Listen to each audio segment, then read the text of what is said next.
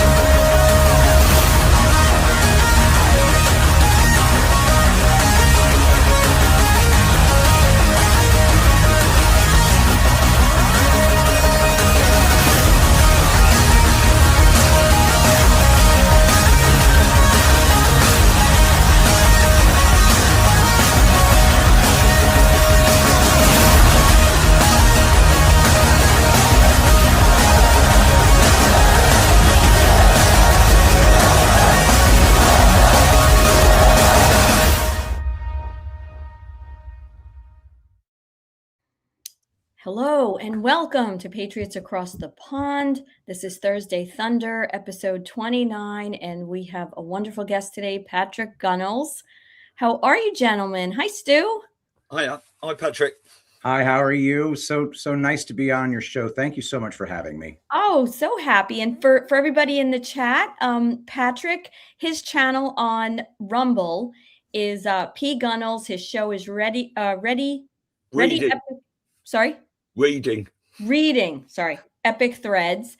And you can also see him regularly. He joins Dave at News Treason and Joe Rambo. And you've just been a real important part of this movement and what's going on. And we're so happy to have you here. Thank you so much. So, Patrick, it's always customary when we have someone new on is to, ask them about their history and just go back as far as you want, really, in your awakening journey. And if you could bring us up to the creation of reading Epic Threads, and then I've got a follow-on question after that. Certainly. Well, I was a conservative Republican atheist, raised Catholic, got my degree in math, had a materialist view of reality. I was a huge fan of Ayn Rand and figured that she had all the answers. And then 2016 happened, and I fully expected Hillary Clinton to be the president. And I was worried that my father would just be too heartbroken to go on afterwards because he was a huge Trump supporter. My mother was a, Trump supporter, but not like my dad. And I just knew what was real and what was true. And my blinkered father had no idea. And I was just so very smart. And I voted for Trump. I voted for him because the witch queen of hell was running for president. I couldn't even imagine that she would ever be president. And then all of a sudden it became just a known fact that she was going to be president. I voted for Trump without much hope. And then a miracle happened. And then the very next day after the election of 2016, my work required me to fly to San Francisco, which I did. November 9th, 2016, I flew directly to San Francisco because the company I worked at was a Silicon Valley company. My job was as a salesman in the region of Southeast Texas. And the Southeast Texas region was my responsibility for selling their software. But software salesmen 4 times a year have to fly back to the mothership and be interrogated by executives and verbally abused and just generally made to feel that they're going to lose their job if they don't perform amazingly. So I had to fly back to the mothership. I had to fly to San Francisco, but it was the day after the election of Donald J. Trump. So I got to see San Francisco right after, the day after. And the people of San Francisco did not register as human to me. Yeah. And that was a huge wake-up call. They weren't screaming profanity in the street because they thought the election had been stolen. They screamed profanity in the street because the election results were not what they wanted. The CEO of the company I was working at sent out a company-wide email saying that regardless of the results of the election, we will never be a racist company. I hadn't paid too much attention during the election. I'm not gonna lie. I didn't care because I had given up on politics after Mitt Romney threw the election in 2012. But all of it, so I had missed the entire social justice warrior phase. 2012 to 2016 was kind of 2014 was Gamergate. So we're talking about a very dense period of people awakening, but I had not. But then the CEO of my company saying Donald Trump may be president, but we are not a racist company. I had no idea that that was even part of the discussion. So I mouthed off immediately because I didn't know how much things had changed over those 4 years. Anyway, as Ron White would say, I had the right to remain silent, but I didn't have the ability, and I didn't last at that company for much longer at all. Most of the people outside of San Francisco who had come in to be there agreed with me, but all kept their mouths shut because they knew to keep their mouths shut. I like to think in retrospect, if I had known the rules then, I still would have opened my mouth, but there's no way to know in hindsight. So during the phase of after Trump's election to, a few months later, I had nothing to do but look for work, which I couldn't find because all of a sudden it was weird. I'd always been recruited aggressively, and then all of a sudden, after my Trumpian bimbo eruption in Silicon Valley, they didn't want me anymore. Not just at one company, but at all of them. And it was the strangest thing because I was always a strong contributor, and so all I had to fall back on was running my mouth. And so for the Trump presidency, I was, for all intents and purposes, unemployed and going down rabbit holes for 4 solid years, living at my mother's house because I didn't have a job and I couldn't even get one. I couldn't even get a job at Patriot Mobile for some reason. It was the strangest thing. And so I had to figure out how to make money on my own entirely. And I did eventually because I started live streaming. During the 4 years of Donald Trump's presidency, everything changed for me. I had to start interrogating every single affirmative belief that I had. And it turned out that it was turtles all the way down, as I like to say. Every single belief that I interrogated, I had to find the foundation of that belief and then interrogate that one. And over again, I found that all of my foundations were built on assumptions with no justification, all the way to the ground upon which I stood. In 2019, I discovered that the earth was flat. Or a better way to put it is, in 2019, I learned that the earth was flat. An hour later, I was no longer an atheist. Once you discover that this world is designed, not chaotically tossed into existence by happenstance, but designed, you know that there is a designer.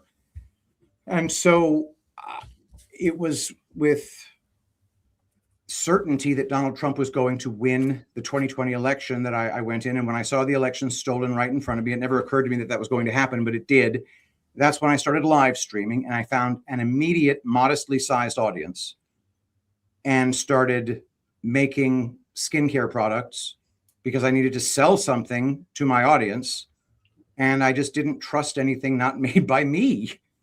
And that kind of, and then my career since then has been literally simply making things for an audience and talking about my feelings into a webcam. So, I mean, I'm enormously fortunate to be able to scratch out a living doing that.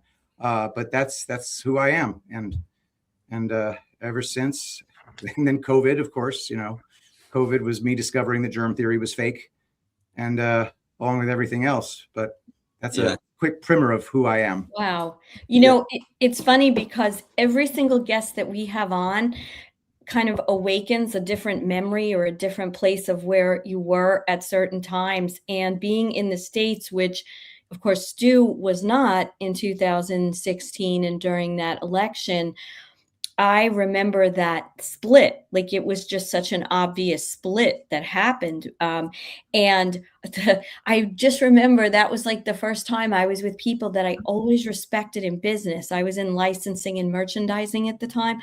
And listening to this guy that I always looked up to, who's a little older than me, tell me how his wife has been in this awful depression. It was like June of 2017, so a few months after the inauguration, and just doesn't know what to do with herself since Donald Trump is president.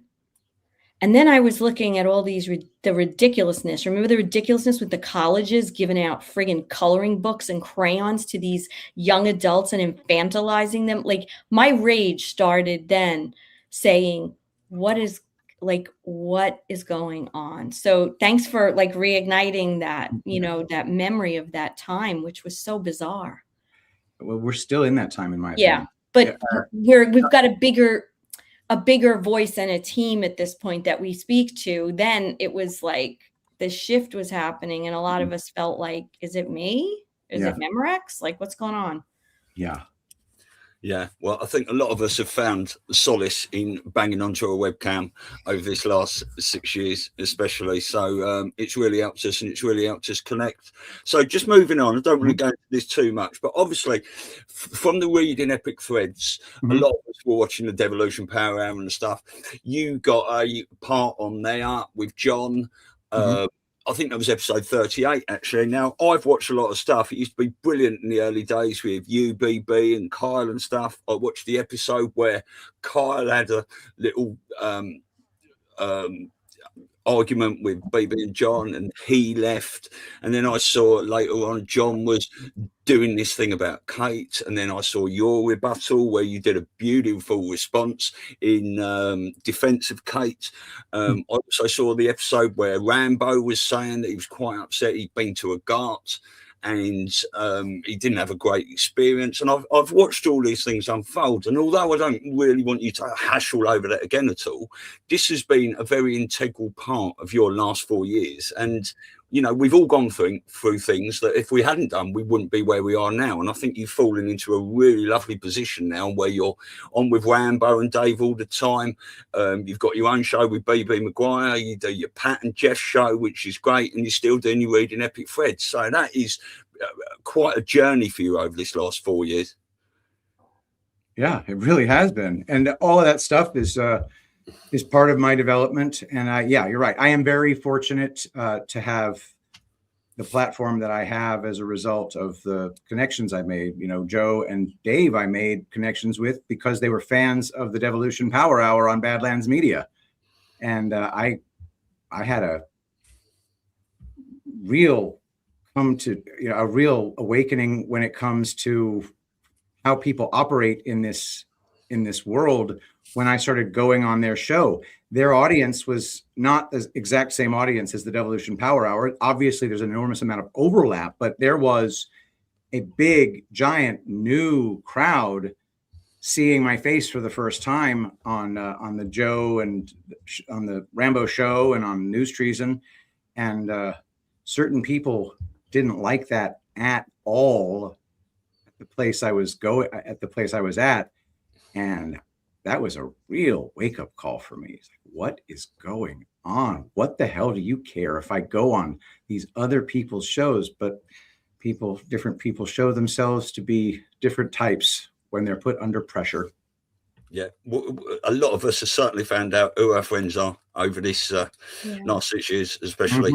you know, it's been people have known I've had a tinfoil hat for over 20 years, but it was only when COVID came, I thought, here we go, this is going to wake everyone up now, and they went the other way, and it just made me more and more vocal. I cannot have a normal conversation. I cannot tone my conversation down to speak to someone on their level. I've got to say what I've got to say, and if you're going to fall by the wayside when I'm doing that, I'm sorry, I shall carry on, you know. Yeah. COVID is the greatest awakening event ever. Yes. It is remarkable how many people have just changed their lives. Now, I was awake-ish when COVID hit, but it's nothing compared to how much I learned because of COVID. So if it was a stunt done by the enemy, it backfired horribly. I personally think that COVID was an op by the good guys, but that is not something I think they would ever want to admit in public. Yeah, I agree with you completely. And you know, like it's interesting because the business community, in my opinion, is the most asleep, whether it's lawyers, doctors, bankers, financial advisors, and you came, you know, you were in that business model too, right? Where you realized this disconnect. And it's amazing to me that with all we've been through over the last 4 years, these highly educated, right? Or you want maybe say indoctrinated people cannot grasp what isn't being fed to them on Fox News or what they, you know, I've had so many arguments and fights. Stu was actually on StreamYard with me. We were chatting when I got a phone call, and this guy was screaming at me because I was talking about how maybe it's not the smartest thing to, you know, vaccinate your dog. Ripped into me. I mean, oh my Lord. Like there's such a cognitive dissonance. And to your point, if we were somewhat awake, we blossomed. Yeah. But if you weren't awake, I mean, you just dug deeper into that fear and that narrative. And, you know, that's why this thing has been going on so long, because each little op they do gets another little segment, another little group, another little, because not everyone really saw through what was going on during the whole COVID situation. But there really is no way to find out how many of them did see through and how many didn't. Polling is a lie. Every popular sampling is subject to fraud. There's enormous money and power in deceiving us into thinking we are in a halting minority when we are not. And there is enormous power in making people afraid to speak up. Yeah. Simply speaking up in public about what is true and right is a superpower when you lose your fear of it. That's right. Yeah. Well, though I would somewhat disagree on the point of how to really tell. I think one of maybe the telling signs of how many people have awakened is by looking at who's still going for their vaccinations and their boosters and everything. Because how do you find that out though? Well, they obviously there's a certain they're getting facts. If the doctors want to get paid, they're going to report that, and they're going to know how many are being shipped to them. So it's the kind of stuff I need to know, because I don't have any idea who's getting their vaccines and who isn't. But things like number of vaccines purchased is probably something you can audit. And I'd love to see the numbers on that, because if it's dropped precipitously, and I think that it probably has, then we're a lot further along than most people realize. I think it's dropped tremendously. And I think that, you know, places like New York, so I'm in New York, right? I mean, you can't get worse than maybe California. And up in, you know, they're still advertising, and they're still saying now you could get your COVID with your flu. You could do all this, and they're advertising. But my gut is telling me that is a white hat operation, because they're trying to see, with all this advertising, with all the pushing, who's actually going. Now, I have family members, extended family members, that are complete and utter knuckleheads, and they just keep getting boosters. And so, you know, we just laugh. We're just like, okay, all right. You know what? And my argument to people like that, although I don't even interact anymore, is like, then you don't really believe in vaccination. What are you talking about? I don't believe. Well, if you go by the theory that a vaccine is preventing you from getting something, then why would you need to keep getting it if it works? And they don't really know what to say. Because it wears off. I can produce an unfalsifiable paradigm in which all of your interrogations have answers. Now, it's unfalsifiable and it's just made up, but how do you get them to believe it's all made up? There are invisible little Hitlers in the air floating around, trying to get a hold of you, getting into your cells, using the machinery of your cells to make more of themselves. But if you have a magic shot, then it can't get in. And but that shot wears off, because you have to keep getting new ones. And when you get sick right after, it just means the vaccine's working. It's working. It's doing its thing. I had a therapist at the time after my divorce. This man helped me. He's just like always a godsend. COVID happened, right? And he said, listen, I just want you to know, if you're not vaccinated, I'm not going to see anybody. Like, we're going to have to continue the virtual. And I went, well, are you getting vaccinated? And he's like, of course I am. And I said, well, then if you're getting vaccinated, why do I have to get vaccinated? And he's like, because that's my rule. I go, but I'm just talking scientifically now. If you're protected and I opt not to protect myself, how is that a danger to you? Then you don't really believe in the power of the vaccination. Anyway, he was freaking pissed off at me at that. If it works. So here's a way out. I'm going to argue on his side, because this has got to be, he has to go through gymnastics to be able to answer your question. Yeah. What if he says, okay, the vaccine makes it far less likely that I'm going to be infected, rather than it's impossible to infect me, and therefore they need you to be vaccinated too to make Fort Knox protection. So, 98% I won't get it, but if you have it, I got a 2% chance. But if you're vaccinated, there's a 98% chance that you don't have it, which means that I have the probability of 0.02 times 0.02 instead of the probability of 0.02 times 0.98. Right. That will be the kind of rationale that a smart person will go through if they're trying to justify the vaccine schematic.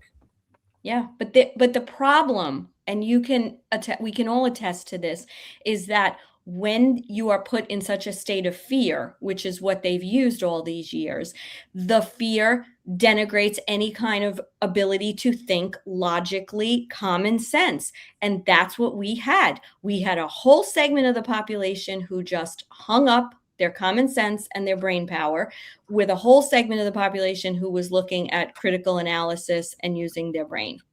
Yeah. You can't coexist.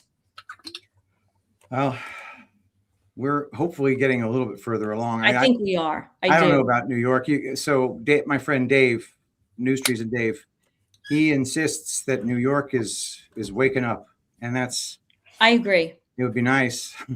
Yeah. Well, hopefully that's what they put Mandami in there for, because we're going through the same stuff over here at the moment with Keir Starmer.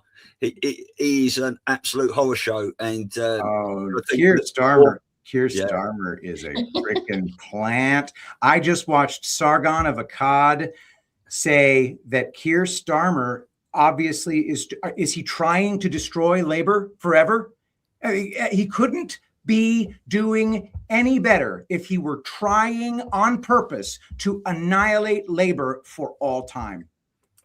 Exactly that, which is why everything he does puts a smile on my face, and we can sort of see that going on with Mandami over there.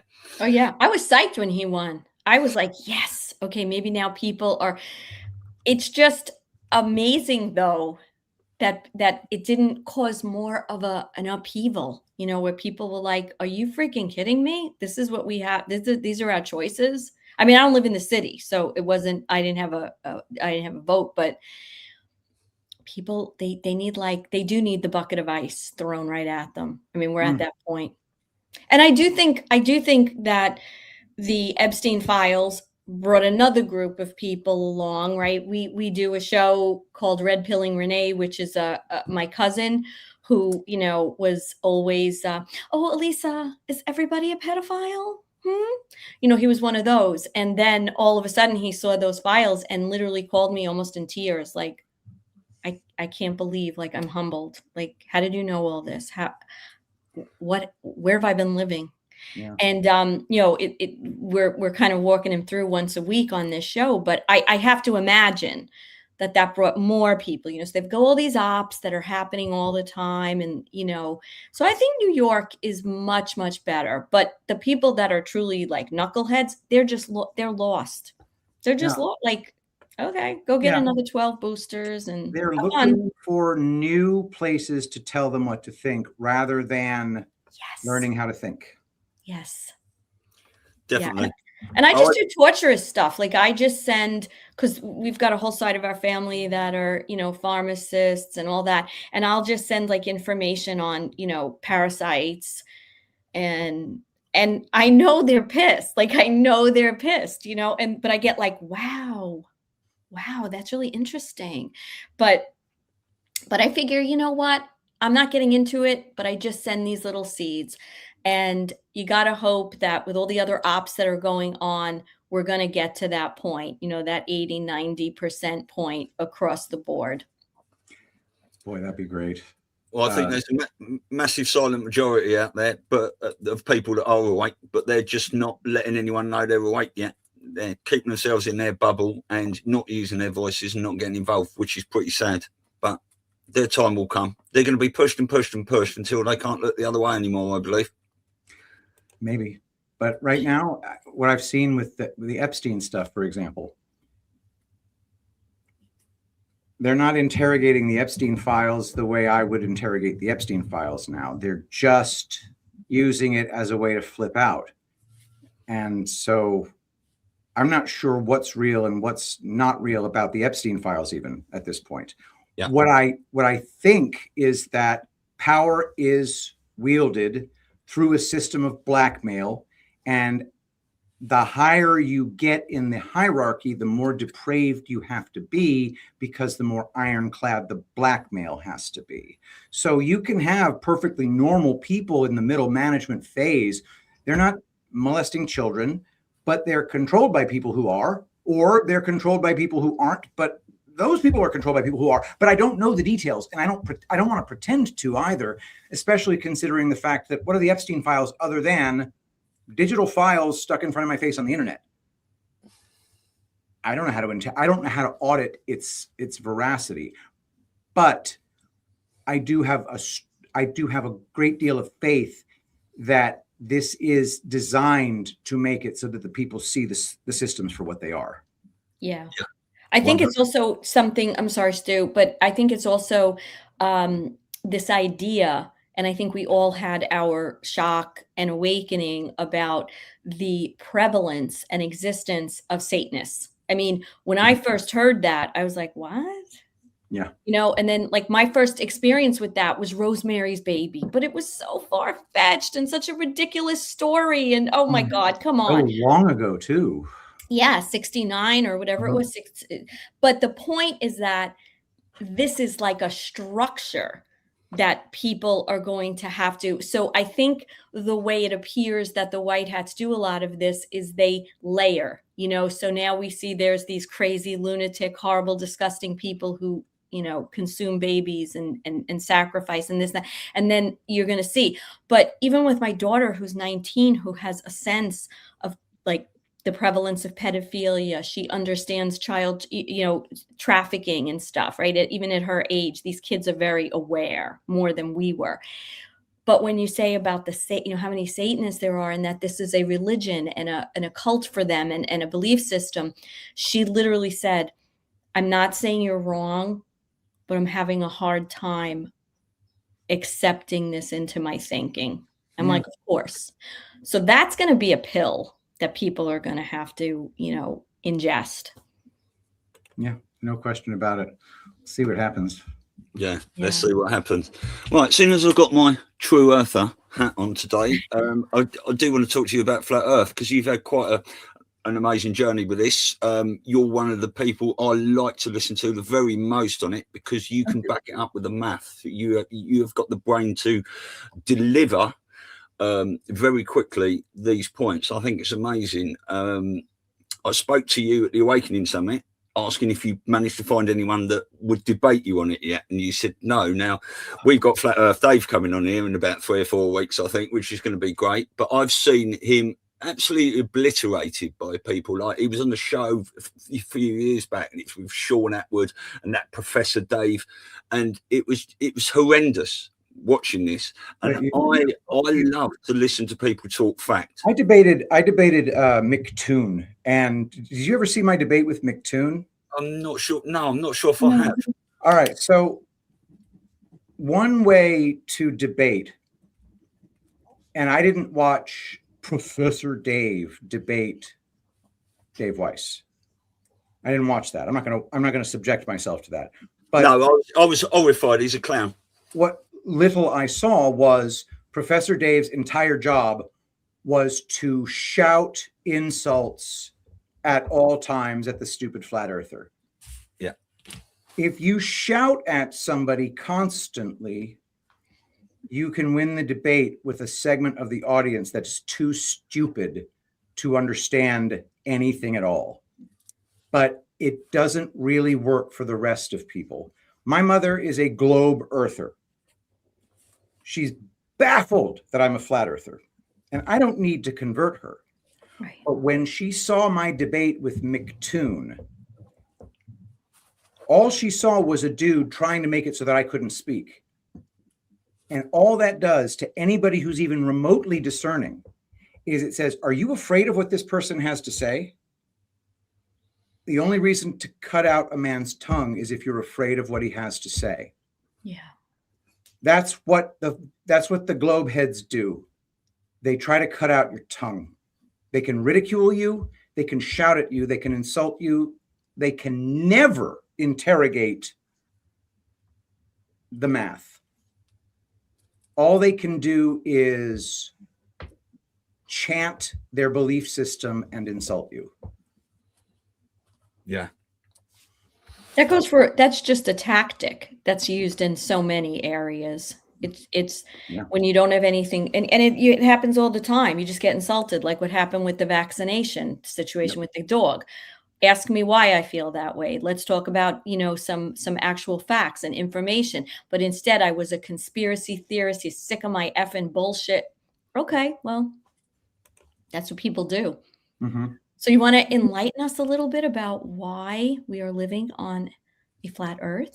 Certainly. So when I say flat Earth, I mean that the aspect of the Earth is flat. It doesn't mean that there are no mountains or features of it. But if you compare the area of the Earth, the XY axis, to the Z axis, the height, the maximum height compared to the area, it is a textured plane.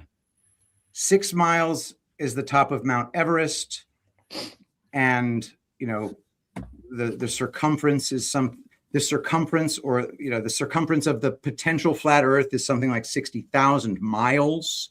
So it's essentially flat.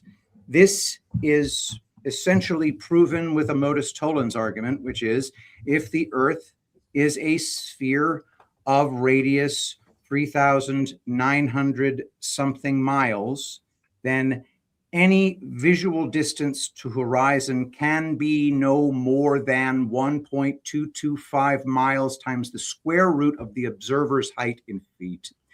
So if you're at a height of 9 feet, just to pick a number, and you have an object that is, so if you're at 9 feet, so you just take 1.225 miles times 3. So you get 3.67 miles. So if you're at a height of 9 feet and you can see 15 miles out, you have falsified the statement if A then B with not B. The distance to horizon is not 1.225 miles times the square root of the observer's height in feet. It is much, much more than that. And therefore, the Earth is not a sphere of radius 3,900 English statute miles. So you get a globe earther who will respond, no, it's refraction. Wait a minute. The reason you say it's refraction is because you're already assuming that the Earth is a sphere of radius 3,900 and something English statute miles. You're not allowed to assume that as a premise in order to argue against me showing that that premise is not proven. But that's what the refraction answer says. Well, wait a minute. You're not seeing what the Earth actually is because of refraction, because of interfere of a million different factors that make it so that you can't find the curvature of this Earth. So you say to those people, okay, you're telling me all these ways that curvature of the Earth is being hidden from me, that all of physics is conspiring to make it impossible to find the curvature of this ball that we live on. So how do we find that curvature? NASA, pictures on the internet, Apollo. No, they're liars. We know that they're liars.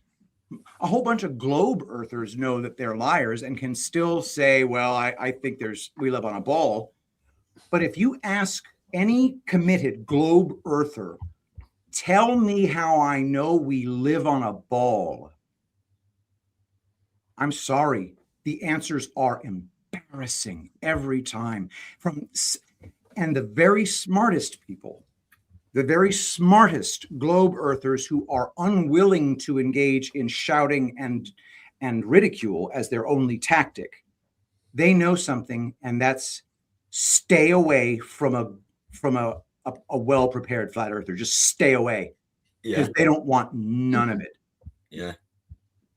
Or just shout and shout and shout. Even the ones who, so I did have a flat earth debate with a guy who randomly asked me on YouTube, and he committed to me that he was going to remain civil the entire time. And he was able to be civil for 45 minutes before he started shouting at me. Wow. Committed globe earthers, when they are actually confronted with the emptiness of their arguments in favor of a ball Earth, when they're confronted with it, it causes cognitive pain. Yeah. Most people can't deal with cognitive pain.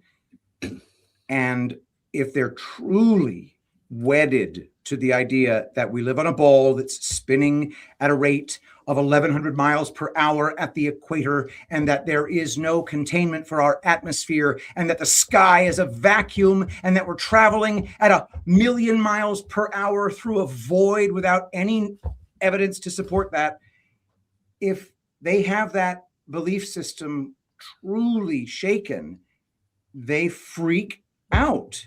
And you watch it over and over and over again. And so I don't go around trying to convert globe earthers. Let them be globe earthers. I don't have any reason to try to shake them out of that belief. They'll be fine. Yeah. I mean, we could go into this for hours and hours, but one of the most interesting I see is when you see all these flight paths and then you look at them on the, flat Earth map. It's just straight lines and straight lines versus this, that, and everything. And just one other thing about when they went down to do the final experiment, I felt... Oh, I'm so angry about that. I still have like little rage fits thinking about that randomly at the grocery store. I'm still... Yeah, I knew that was fishy as soon as I saw it. And then over the next few weeks, everything started coming out again, didn't it? Dude, I don't know how much the audience knows about the final experiment, so it's kind of inside baseball. But the concept that if you go to Antarctica and you see a 24-hour sun, it means we live on a ball. That's madness all by itself. I don't think there's a 24-hour sun at the extreme south latitudes, but I've never been there, so I don't know. But even if it's a 24-hour sun, it doesn't change the fact that you can't find the curvature of the Earth because it's just not freaking there. Anyway, the evidence that they faked a 24-hour sun is absolutely overwhelming. And the people on the flat earth side who lawyered up hard to support the truth, the veracity, the good faith of Austin Whitsitt and other flat earth, and Jaron Campanella, who just lawyered up, who became greasy lawyers for Austin and Jaron, was extremely revealing as well. I was stunned to see the person I saw just going full on normie lawyer on behalf of the final experiment.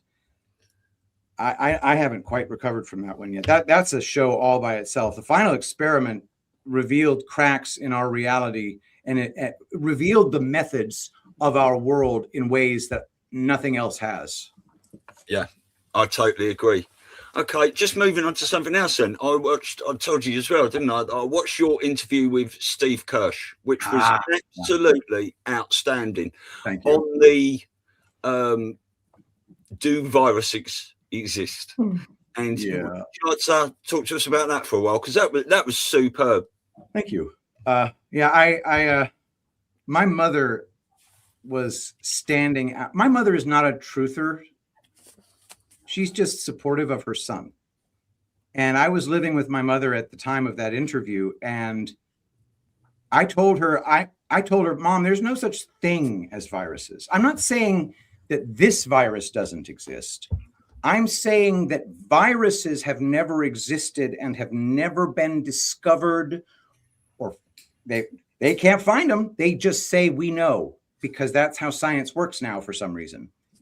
And she's just the baffling, paradigm changing nature of such a claim is you just can't get your mind around it. So my mother finds out that I'm going to go debate this very prominent multimillionaire tech giant dude, Steve Kirsch, about the existence of viruses, who put out going up to this debate, Steve Kirsch on his Substack put out a challenge to anybody who could debate him on the existence of SARS-CoV-2, or debate him on not on the existence of viruses in general, just the existence of COVID-19.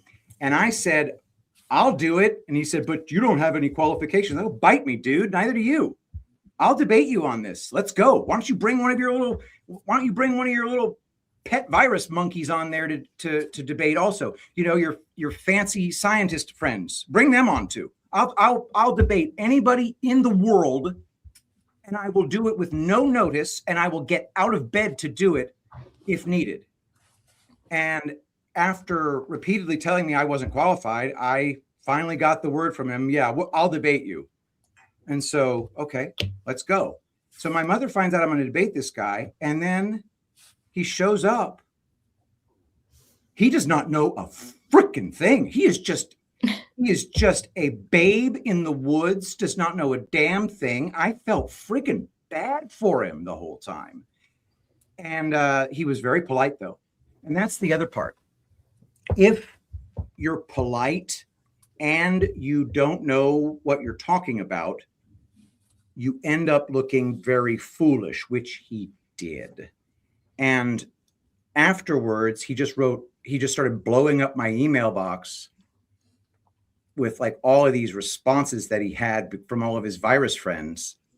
And I said, dude, just stop emailing me if you're not going to have another stream with me. Just shut up. Because I'm never doing a stream with you again. Okay, that's fine. He was so nice on the stream itself. He was a venomous little bitch afterwards, though. It was pathetic because I was nice. I felt sorry for the guy at the end because he just didn't know a damn thing. And I didn't feel sorry for him afterwards when he wrote this lengthy, bitchy little screed on his Substack. And, you just when people are polite, when they get smashed in a debate, they're not going to remain polite for long. I've never seen it. It has never happened. Yeah, no, it was really interesting to watch. Do you just want to go into it a bit? Why viruses don't exist? You bet. So in the 1860s, the germ theory was born. It was born around the exact same time as the birth of the dinosaur myth and the myth of evolution by natural selection and the myth of dinosaur bones causing oil to be available. It's, calling them fossil fuels. Right. All of those things were born right around the same time. And the germ theory of disease simply says we get sick because we're being attacked from without by invasive microbes that do bad things to us. Bacteria are a real thing. You can see them on a microscope. You don't have to conjure them the way viruses are conjured. So when you tell people that all diseases are caused by microbes, or most diseases are caused by microbes, then anybody who sees a disease will go around trying to find the microbe that causes that disease. And to simply find a sick person and just take a sample from them and then find the microbe in that. But when they can't find the microbe, they have to make one up. And what they do is they say, well, we can't find the microbe because it's too small. Now, just think about the amount of imagination required to start with the premise of, look, it's definitely there. We just can't see it. This is the thing that atheists make fun of believers in God for. But atheists do it all the time. They say, no, it's just there. It's the science. Okay, how do you know that there's a virus there? Because we're starting from a premise of there's a sick person. We know it's caused by an invisible bug.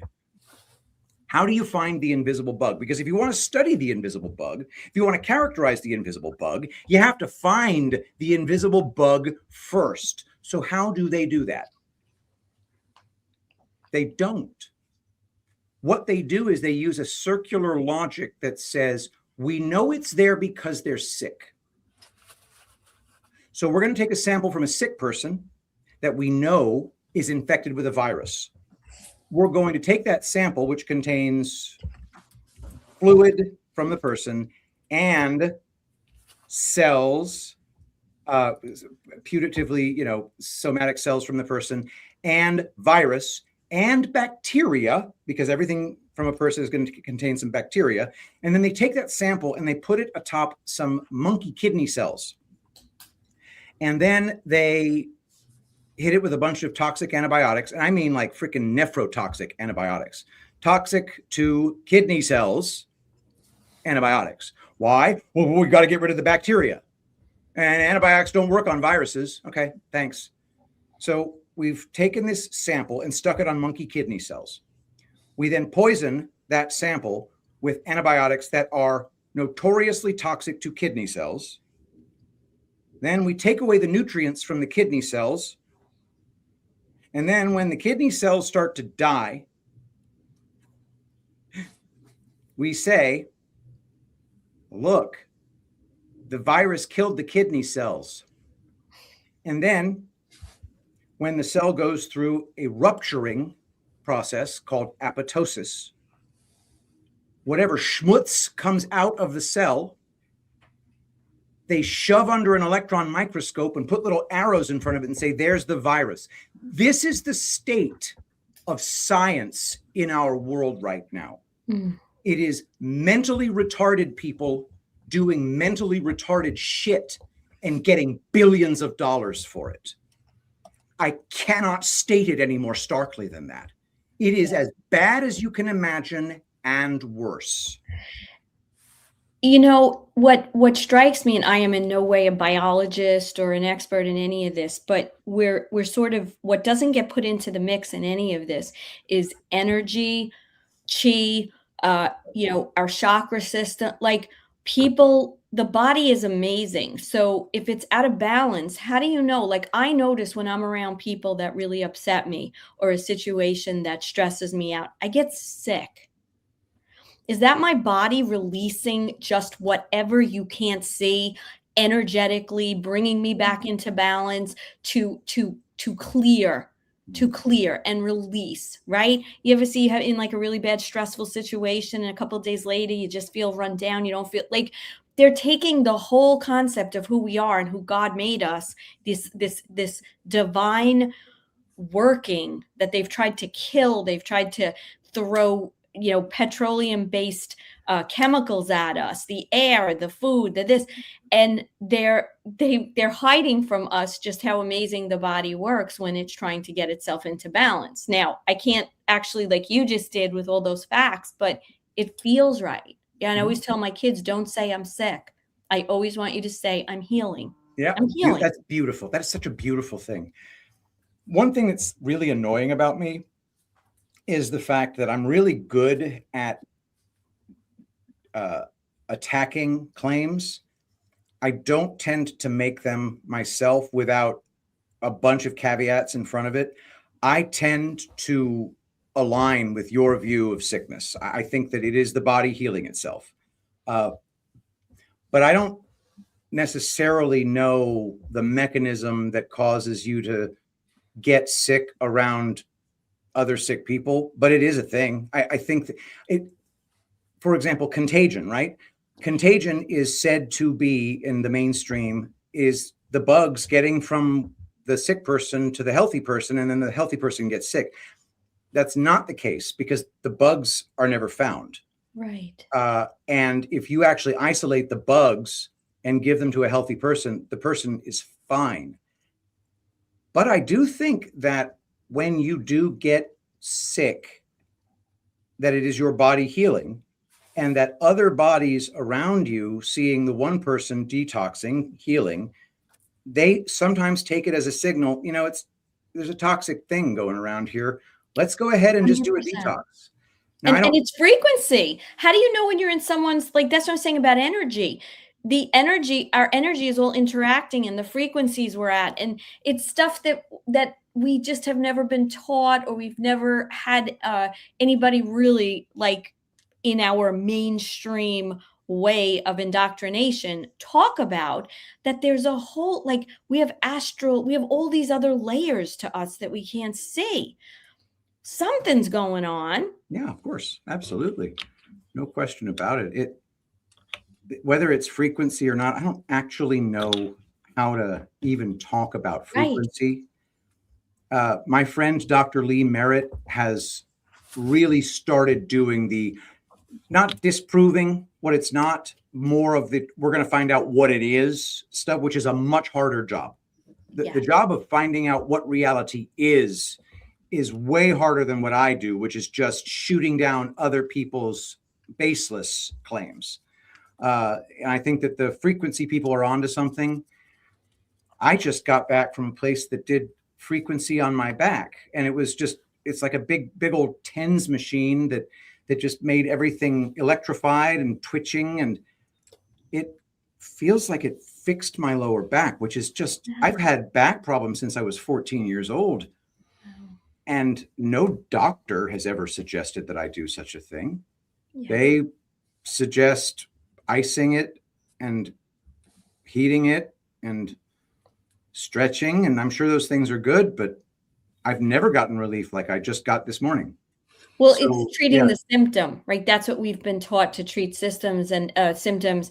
But here's the other thing, like, look at the martial arts, right? If you look at any of these guys, they don't actually have to hit someone, the well-developed, that chi, that energy that comes in, that can knock a guy, 20 feet.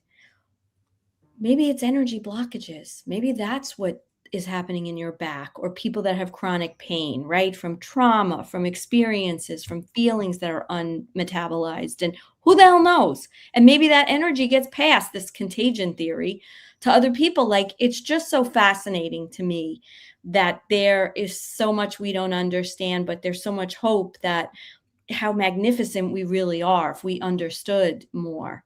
Mm-hmm. in the healing, and how to heal our children and help them to have more control over their consciousness, and we see all the stuff that's coming out about the chakras, and we know about the meridians, right, when you do things like acupuncture. So, but there's no money, it's not going to be the same money, right, to sell their petroleum based crap. Yeah, exactly. I've kind of started moderating a lot of my views on petroleum-based crap, and it doesn't mean that it doesn't mean that it's a good thing to take drugs. But I've also come to realize that sometimes an antibiotic will save your life.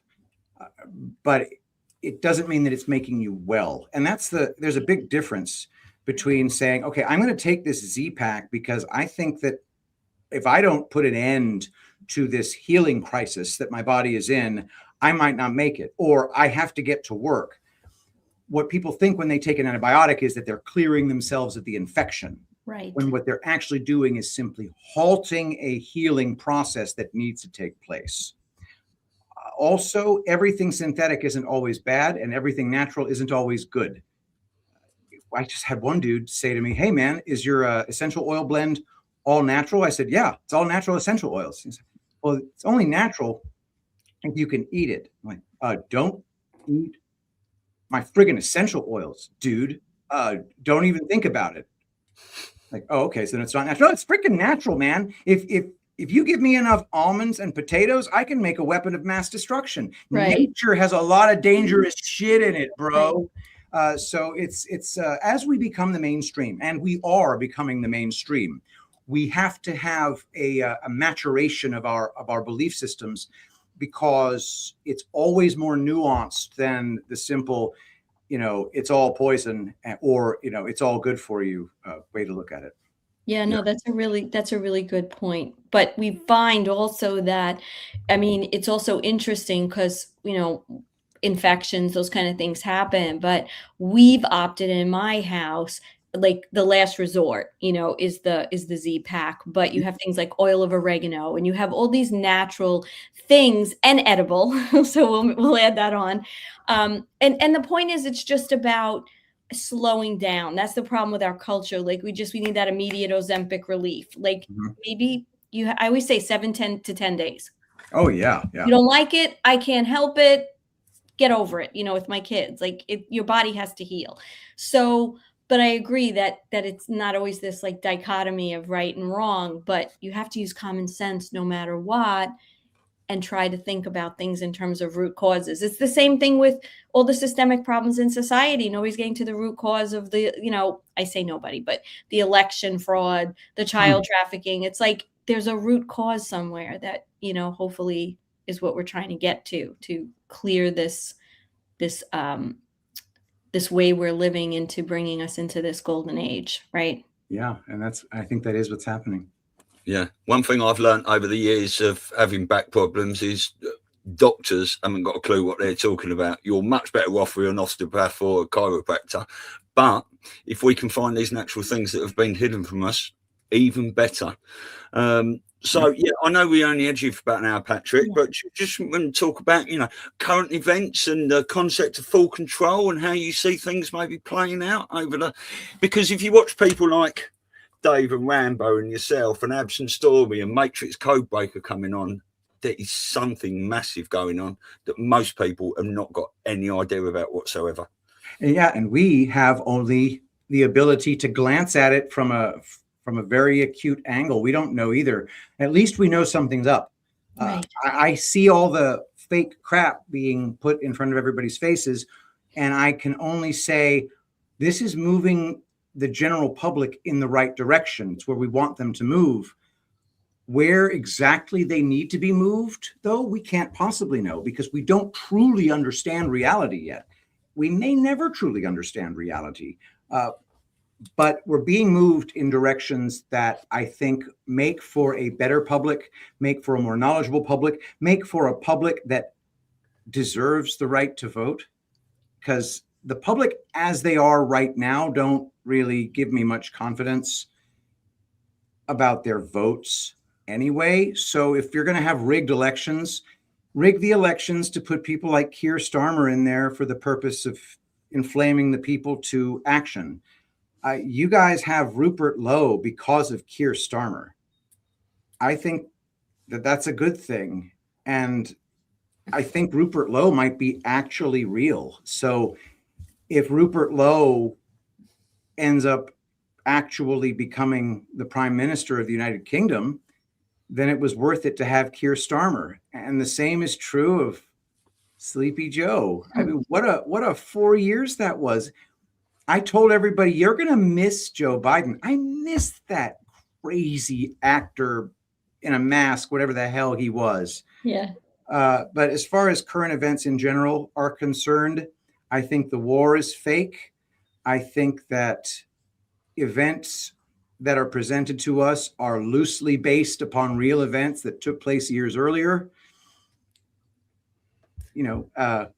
altered to make the winners look good, I guess. But other than that, I'm just as in the dark as the normies. I just recognize that I'm in the dark. I think that's a sample of wisdom, but there's a lot more to learn. Oh yeah, and that's why we do what we do each and every day. How is fatherhood treating you? It's the best thing I've ever done. My 9-month-old just said "I love you" for the first time. Oh wow. She doesn't know what it means. She's just imitating the sounds, but that's still good, I think. Yeah, absolutely. Yeah. That to me, like as a mom, not everybody, but a lot of people would say, oh, the infant stage and you're up all night and to me, that was the most blessed part, like the quiet of the night and the feeding and like just that connection that you have.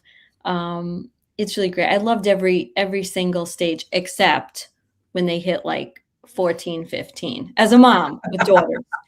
Oh, yeah. Girls are tough. Yeah. Let's see what happens. No, but you're the daddy. It's different. Girls love their daddies. The mom is the best, so you'll probably have it good. You'll have it good because she'll just love you to death and you can do no wrong. But mom's going to be the problem. Oh, well, she'll be fine. Yeah. Right. Well, we've been talking a little bit about natural healings and stuff. Do you want to talk a little bit about what you do, Patrick, and your cheating games and things? Yeah, absolutely. So we're trying to get toxins out of our system because the toxins are getting in. They're always going to get in. There's no perfect world where there's no toxins. That's why I use Zeolite Extra Spray from epicminerals.net. And it contains humic and fulvic acids and zeolite. And all three of those things bind to toxins and you pee them out. I haven't gotten sick since I started using this stuff, except for one time when I worried myself sick the night before the 2024 election. You spray it in your mouth, binds to toxins, and they're out. So you can get that at epicminerals.net. I don't have a promo code for y'all, or do I? I'm not sure. No, I don't think so. No. But for 10% off, you can use promo code Shapiro because I am a big old Shapiro-like shill. And so that's how you get 10% off your order. And we sell to the UK. We even sell to New York. So there's that. Even. Yeah. That's nice to actually find someone that actually ships to the UK and stuff. That's good because a lot of the products we talk about on this show, they don't, so I'm stuck over here and da-da-da. But yeah, that's brilliant.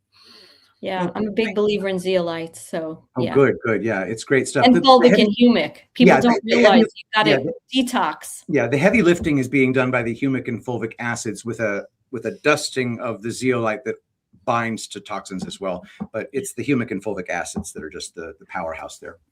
But you do loads of other stuff as well, don't you? All creams and tulipblooms.shop. We sell a product called Tulip Soothe, which is a pain cream. It's tulipblooms.shop, and it's got peppermint. Dude, seriously, it's got so many freaking things in it that I have to read them off. Oh, and I don't have a label on this one. This is just a personal stock. It's Kunzia essential oil, which is over-the-counter pain relief in Australia, but nobody sells it over here, so I've had to import it. It's a Kunzia essential oil, peppermint, wintergreen, cajeput, camphor, blue tansy, Helichrysum italicum, which heals bruises.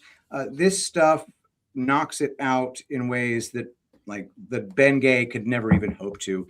You just put it on where you've got soreness and the soreness melts away. Wow. Tulip Soothe, it's a killer. And it's a petroleum jelly base. So that's another one of those nuances things.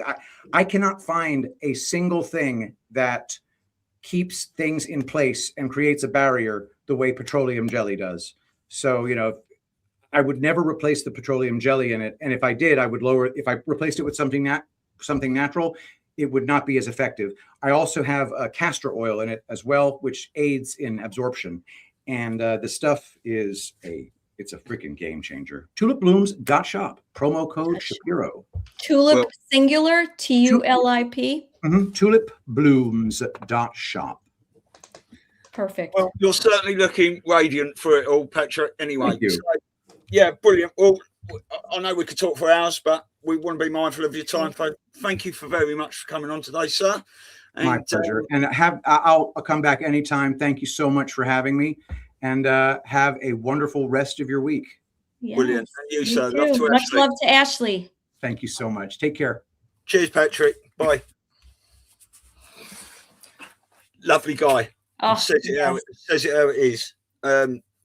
Patrick is one of those guys that can debate in debates from the right side. You know what I mean? We've all heard politicians lie and debate us and say the same thing and stuff like that. But Patrick is one of my absolute favourites to, when someone's got an issue or a statement they make, watching Patrick pick the fucking arse out of it is... well, he uses intelligence and facts. Yeah. And it's not full of emotion. And you can't really have an intelligent conversation with someone when they're coming from there on anything. Because you're not clear thinking. You're not using facts and you're not basing it on empirical evidence. Yeah, exactly that. Right. What I'm going to just do, I'll put this in the chat there so I can whack it out on the screen as well, because Patrick just put that in the chat. There it is there. Tulipblooms.shop. Yeah, and he's got some great products on there. So maybe we'll try and get a bottle of something each, you know, and give it a go. Yeah. I like that, the pain stuff, because there was all like this stuff that we use, like, you know, separate, like castor oil, this, that, but he had it in a nice combined. When my dad came out of hospital and he had arthritis, I made up a sort of like a natural painkiller ibuprofen thing, and that was majority castor oil, but then it had 3 spices in it. I think they're all orange: cayenne pepper, turmeric maybe, and something else. Okay. But yeah, I've even made one for myself, and yeah, if I get a muscle pull or something like that, it's straight on there. Castor oil's so good, isn't it? I use it for like literally everything. I put it on my skin at night, you know, before I go to sleep. It's a great carrier oil. Like, I'll use that and mix it with comfrey oil for healing, which like brings it deep. And then comfrey is sort of like a knitter. I don't know how else to say it. You know, when you have like, I broke my finger, and I swear the rate that it healed at was because I was using the comfrey. Yeah. So it's just a wonderful thing. You could buy those I guess they're called packs, but that you could put on all different parts of your body, and, you know, put the castor oil and let it sink in. Yeah. And how much is castor oil? A couple of bucks? I mean, it's not expensive at all. Yeah. But that's great. So right, you've got things to do. I've got another show in an hour and 18 minutes, an hour and 17 minutes. And yeah, so I'll be back on in a bit for Join the Queue, and then Elisa and I are on holiday for like 10 days, aren't we? Yeah. In our own country. She's gallivanting, doing her thing, so I'm in a bit of time off. And yeah. Well, good. I have to get through the weekend first, because Saturday is my daughter's 22nd birthday, and then Sunday is her college graduation. So we've got some stuff, and then we're out of New York down to Florida on Monday. So I'm really excited. Gonna have fun. Okay. Well, if you're about to moderate in just over an hour, I'll see you in the chat. All right? Definitely. All right, everyone. We love you. We'll see you back here on May 26th, which is a Tuesday. And follow us. We'll be posting lots of stuff nonetheless, but we just won't see us here live. Yeah, if you want a constant posting, it's my Telegram channel. For sure. I don't know if I've got a banner on there. I think I deleted them all. Didn't I? Oh, really? Yeah, I deleted it because I had so many banners in here, and that was winding me up. t.me/StewieM333. that's my Telegram there. And that's where all my news goes, all the videos and everything, short clips, updates, announcements. Yeah. That's the main channel. Absolutely. And if you want to follow me on TikTok, Unscripted with Elisa V, it's not necessarily political. It's just like fun coaching tips. I'm going to be putting videos up from my trip to Disney World in Florida, and it's a little more entertaining and informative for self growth and expansion. But yeah, if you're taking any holiday clips in Florida, stick them in your Awaken Patriots Telegram channel, and I'll forward them into my Stu's News. All right, okay. Brilliant. Thank you, everyone. We love you all. I'll see you back in just over an hour, and where we go one, we go all. Make sure you're watching Stu's News and Patriots Across the Pond for some of your awakening information. Amazing guests every week from Monday to Saturday. Visit patriotsacrossthepond.com and follow Stewie and Elisa today on Rumble for the live shows. And remember, where we go one, we go all.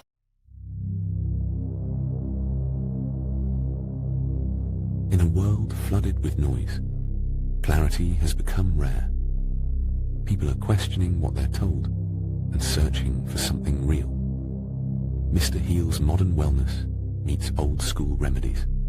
CBD tinctures, methylene blue, gummies and edibles, THC-free wellness, and functional remedies crafted with old school care and modern precision. Biozox, a trusted source for ivermectin and fenbendazole. Biozox, believe your health decisions should be yours, not dictated by politicians or big pharma. Crafted with purpose and precision, freedom forged coffee, cacao and mushroom tinctures, small batch roasted coffee, rich cacao and functional mushrooms crafted with purpose. Verity Metals, redefining what precious metals investing should be. Why choose Verity Metals? We're not just another gold dealer. We're a trusted retirement partner. Our clients choose us because we lead with education, integrity, and transparency. Medical bills are the leading cause of bankruptcy in the United States, accounting for 66.5% of bankruptcies. We can all agree the healthcare system is broken.